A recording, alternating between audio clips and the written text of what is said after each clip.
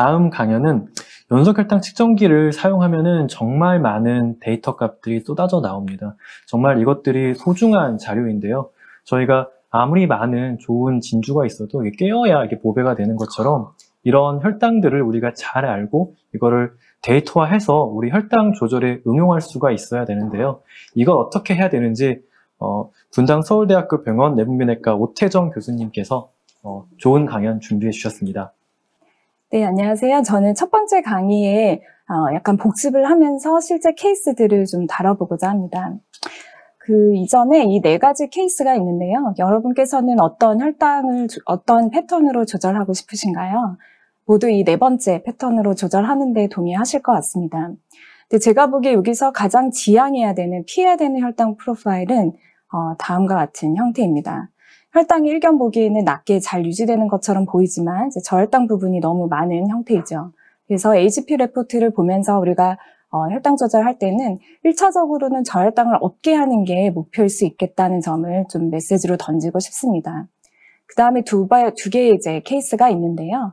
첫 번째 같은 경우에는 중앙값이 그래도 그 목표 혈당 범위에 있는데 이 90%의 값이 굉장히 튀는 것을 알 수가 있습니다. 이런 경우에 보통 이제 한 2번 정도의 식후 혈당을 잘 잡지 못해서 이런 식으로 튀는 값으로 이제 표시되는 경우가 있는데요. 그럴 때 너무 실망하실 필요가 없습니다. 현재까지의 데이터로는 이제 한 번씩 이렇게 고혈당이 심한 거가 장기적으로 얘에 어떤 영향을 미치는지에 대한 데이터보다는 평균적으로 꾸준히 어떻게 혈당 조절을 잘 했는지가 예후에 영향을 미치기 때문에 한두 번의 실수를 이제 경험 삼아서 다시 조절해 나가면서 이 4번째 그래프와 같은 혈당 패턴을 맞출 수 있다면 이제 이게 좋은 결과를 얻을 수 있을 거라 생각을 합니다. 이 패턴 같은 경우를 실제 임상에서 좀 많이 보게 되는데요. 기저 인슐린부터 좀 조절해야 되는 패턴으로 보이고 이 부분에 대해서 시작을 해보겠습니다. 우리 기저 인슐린의 적절성은 밤사이 혈당 패턴을 조절한다고 앞전 강의에서 들으셨습니다. 이렇게 폭포가 떨어지듯이 밤의 혈당이 아침부터 이렇게 확 떨어지는 패턴을 보이면 우선 기저 인슐린이 굉장히 많이 과용되는 상태이다라고 보시면 되겠고요. 야간 혈당의 변동을 50 이내로 맞추는 것이 중요합니다. 그래서 이 경우인데 아침 혈당이 120을 시작을 했으니까 만족스러울 수 있으시겠지만 이제 취침전 혈당이 210이라서 밤사이에 거의 90 가까이 혈당이 떨어지는 패턴이 보이고요. 우리 책자에서 보시면 이 그래프와 잘 일치를 합니다. 그 AGP 레포트를 보시면 초기 자정부터 혈당 패턴으로 보이기 때문에 이렇게 자정부터 나가는 이제 미끄럼틀 같은 형태를 보이면 기저 인슐린이 좀 많이 투약되는 그런 케이스라고 보시고 기저 인슐린을 낮추는 것부터 시작을 하셔야 됩니다. 그래서 기저 인슐린을 낮추고 저녁 식후 혈당에 대한 초속효성 인슐린 적절을 계산을 하면 이렇게 평편한 형태로 맞출 수가 있습니다. 그래서 밤사이 혈당 패턴을 보고 기저 인슐린 조정해 나가는 게 이제 첫 번째인데요.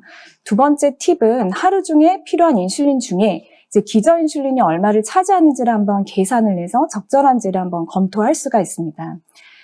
이거는 1형 당뇨병 환자의 케이스이고요. 일본인에 대한 데이터인데 이번 상태에서 적절한 당뇨 시기를 제공을 하고 이제 과격한 운동이나 음주 이런 것들을 피하게 하였습니다.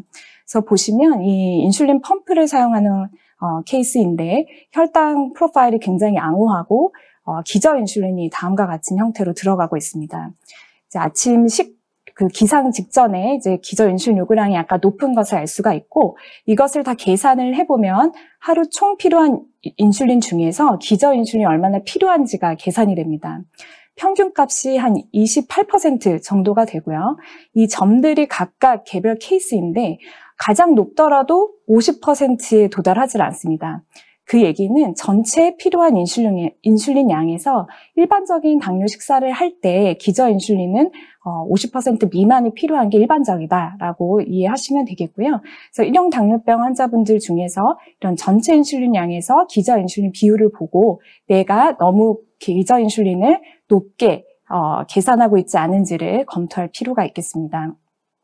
앞서서도 보신 패턴인데요. 이렇게 낮아지고 있는 패턴인 경우에는 기저 인슐린을 감량해야 되고 혹은 늦은 밤에 간식 없이 운동을 했거나 저녁 식사가 부실했거나 과음한 경우도 생각을 해볼 수 있습니다. 다음 같은 경우는 기저 인슐린을 증량해야 되는 그런 패턴이라고 보셨습니다. 다음은 이제 기저인슐린 용량 문제가 아니라 속효성 인슐린이 적절하게 투약되지 않은 이제 케이스를 보여주는 것인데요. 이제 기저인슐린 용량을 그대로 하고 이 경우에는 간식 때 인슐린을 이제 스킵하지 않도록 교육하는 게 필요합니다. 이 경우에는 교정량이 적절히 들어가서 아침 혈당이 정상적으로 시작되는 그런 패턴을 보여주고 있습니다. 다음은 이제 속효성 인슐린에 대해서 살펴보고자 합니다. 앞선 시간에서도 이제 속효성 인슐린은 다음 두 가지를 이제 종합하여서 계산한다라고 반복적으로 나왔었습니다.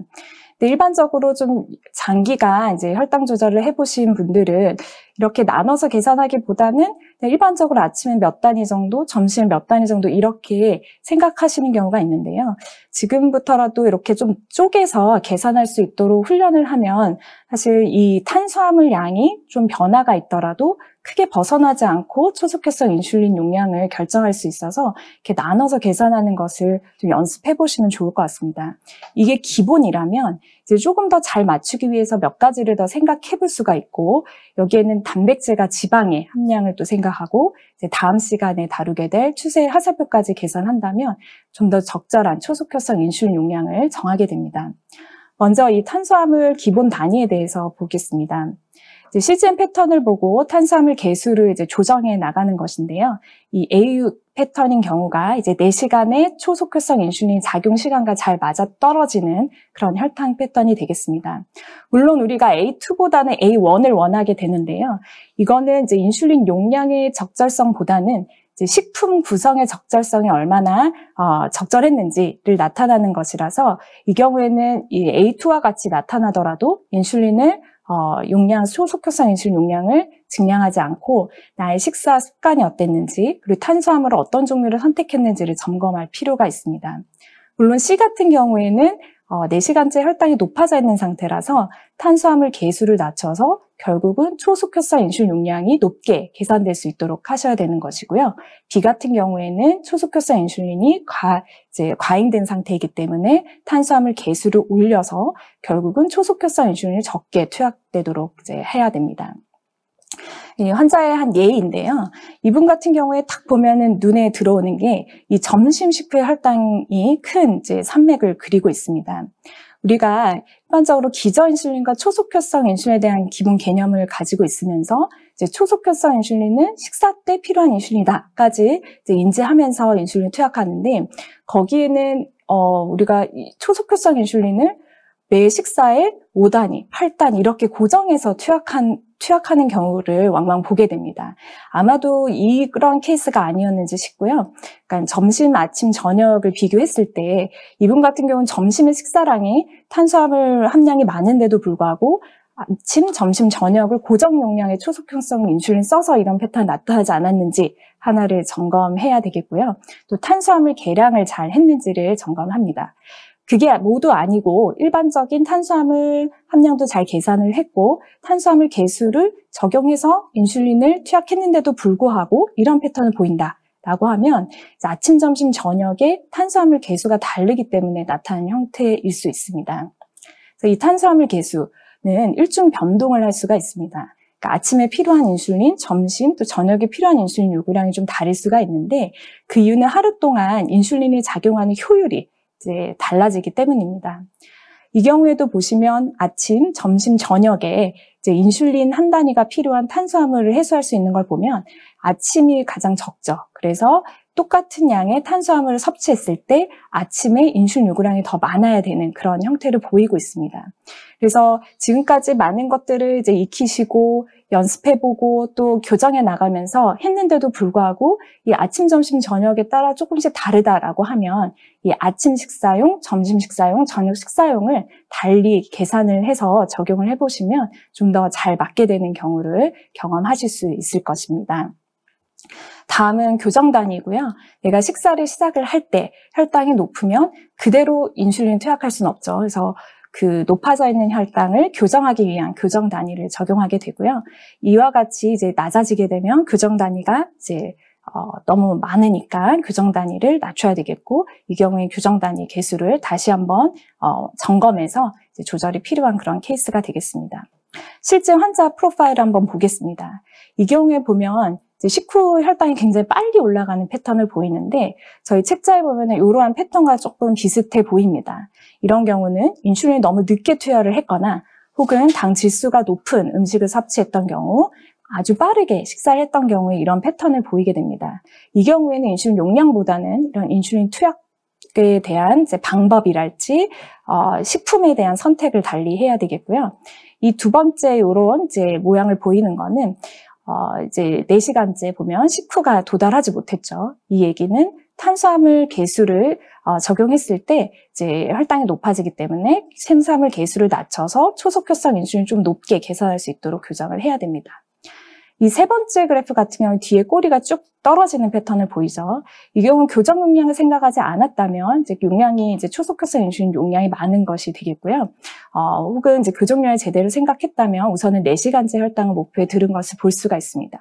근데 우리가 항상 초속효성 인슐린, 기저 인슐린이 따로 작용하는 게 아니라 우리가 투약된 것이 같이 복합적으로 작용하기 때문에 이 같은 경우는 실은 기저 인슐린이 조금 떨어지는 패턴을 보여서 기저 인슐린을 조금 낮춘 다음에 다시 패턴을 확인해야 될 필요성이 있는 그런 케이스가 되겠습니다. 그래서 중요한 점은 이제 여러분들께서 이제 한 번씩 식사 일지도 쓰고 거기에 따른 혈당 패턴도 보고 그것을 가지고 진료 시에 혹은 교육을 받을 때에 많은 대화를 나누는 것이 항상 중요할 것 같습니다. 굉장히 이제 어떤 중요한 케이스라서 하나 가져왔는데요. 이분 같은 경우 혈당이 굉장히 안정적으로 조절이 되다가 이때 고혈당이 한번 올라가서 잘 떨어지지 못했고 그게 이제 다음 날까지도 좀 지장을 주는 그런 패턴을 보이게 됩니다. 이때 식품을 확인을 해보면 육회에 함박스테이크에 뭐 이렇게 드셨거든요. 그래서 보면 탄수화물이 40g에 단백질 지방이 각각 60에서 50g에 해당하는 그런 고지방, 단백질 식단을 했던 것을 알 수가 있고 이 경우에는 우리가 좀 더 달리 생각을 해야 됩니다. 그래서 앞에 강의를 잘 들으셨기 때문에 모두 이제 정답을 맞추셨을 것 같은데요. 식전 인슐린 용량을 계산할 때는 단백질과 지방 섭취량을 모두 감안해서 초속효성 인슐린을 투약하고 또 인슐린 투약의 횟수도 조정이 되어야 합니다. 굉장히 재미있는 실험인데요. 여기 보시면은 이제 탄수화물을 20g 이제 투약을 했는데 인슐린 없이 탄수화물 20g을 섭취했습니다. 그랬더니 역시나 혈당이 이렇게 올라가죠. 근데 이거와 비슷하게 단백질을 75g 혹은 100g을 인슐린 없이 투약하면 거의 탄수화물 20g에 해당하는 식후 혈당을 보이게 됩니다. 그렇기 때문에 탄수화물과 지방의 섭취량을 무시하고 초속효성 인슐린을 구할 수는 없고 항상 이제 그런 부분도 가만히 되어야 합니다. 근데 실제로는 고지방만 투약이 되고 고단백만 이제 식품으로 선택되는 경우는 없죠. 대부분이 고지방, 고단백질 식사를 하기 때문에 그런 것들이 좀 종합적으로 섞여 있는데 일반적으로는 단백질 40g 이상에 해당하고 또 지방 섭취량도 40g 이상인 경우에는 추가적인 인슐린이 필요하다라는 개념을 갖고 계시는 게 좋겠습니다.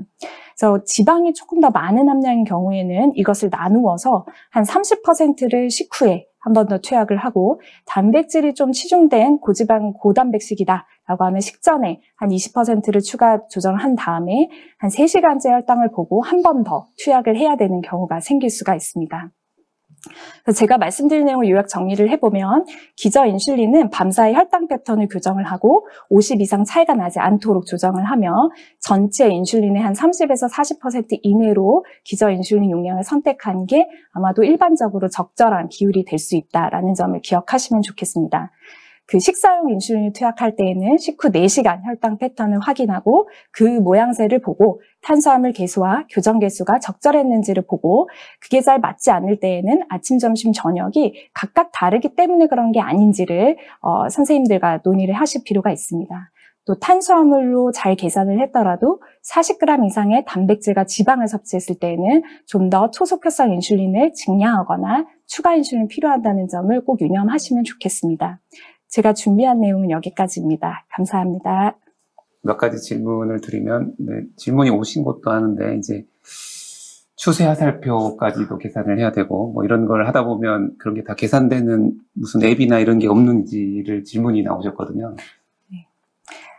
어떻게 생각하세요? 네. 그래서 그 초속효성 인슐린을 계산해주는 그런 이제 펜이 있거든요. 그래서 그런 계산기를 이용하시면 이용할 수가 있고요. 그것은 아마도 이제 2부 시간에 잘 다뤄주실 거라고 생각을 합니다. 네. 사실은, 저희가 앱을 못 만드는 게 아니고요. 이게 의료기기이다 보니까 그런 기기가 팔리려 그러면 또 식약처의 허가를 받고 뭐 허가하려면 또 임상을 해야 되고 약간 이런 식으로 가게 됩니다. 그래서 지금 주로 개발되는 거는 인슐린 펌프에 볼러스 계산기가 이제 붙어서 같이 파는 게 상용화되고, 펜으로 만드시는 분은 2부에 말씀드리겠지만 스마트 펜 또는 뭐 디지털 펜 이렇게 나와서 거기에 앱을 만들어서 볼러스 계산기를 같이 쓰게 하는 이런 식으로 나와 있고, 이제 미국은 허가된 게 있는데 국내는 아직 수입이 안 되고 있고 만들고 수입하려고 하고 있습니다. 곧 2부 때 조금 소개해드리고요. 또 다른 질문을 드리면 오태정 선생님이 이제 보여주셨던 케이스에 이제 점심 때 확 올라갔던 케이스 있잖아요. 근데 거기에 또 하나 제가 생각해야 되는 거는 밥 먹고 나서 맞으시는 경우가 진짜 많아요. 그래서 그 점심에 식사 장소에 가서 식전에 미리 못 맞고 식사 끝나자마자 바로 맞으시면 확 올라갔다가 이렇게 나중에 한참 뒤에 떨어지는 이런 패턴이신 분들도 많기 때문에 그런 게 또 아닌지를 꼭 한번 확인해 보시는 게 좋을 것 같다는 생각을 했습니다. 네, 맞습니다. 그래서 우리나라 이제 직장 다니신 분들 너무나도 어려움이 많으신데요. 그래서 그런 경우에는 사실 조금 작용이 늦은 아피드라 같은 인슐린을 오히려 사용하도록 이야기하는 경우도 있습니다. 그래서 식사 전에 어떤 이제 시간을 좀 벌 수도 있고요. 그래서 그런 부분을 좀 감안을 해야 되겠고, 우리 사회분과에서 이따가 또 강의가 있을 것 같은데, 우리 사회적으로 이런 이제 외부에서 식사를 할 때 인슐린 투약에 대한 부분들은 좀 사회적 분위기가 좀 많이 바뀌어야 되지 않겠나 이렇게 생각을 합니다.